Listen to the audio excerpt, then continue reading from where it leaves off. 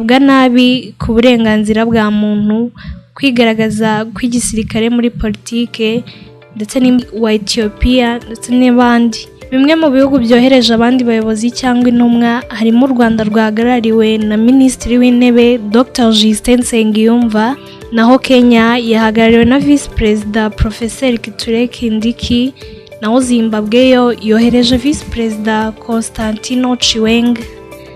Hari kandi abahoze ari abakuru b'ibihugu bitabiriye uyu muhango harimo Uhuru Kenyatta wayoboye Kenya, Olusegun Obasanjo ndetse na Kikwete wayoboye Tanzania.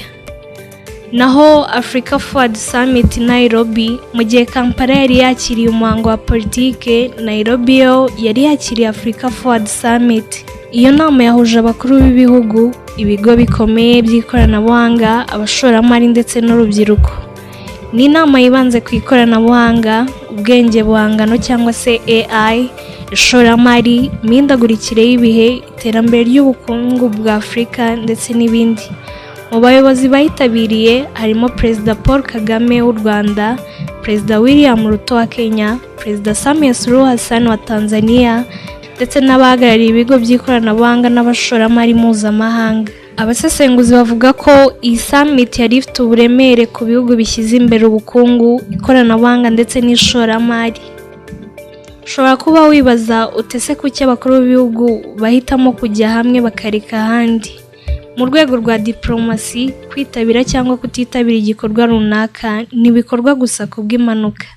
Hari impamvu nyinshi zishobora gutuma igihugu gihitamo aho cyerekeza. Harimo inyungu za diplomasi. Igihugu gishobora guhitamo kujya aho gifite inyungu nyinshi.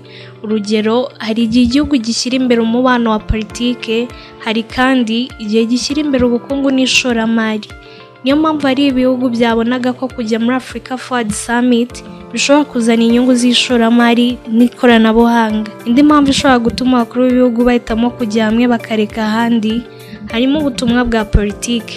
Iyo perezida yitabiriye igikorwa runaka,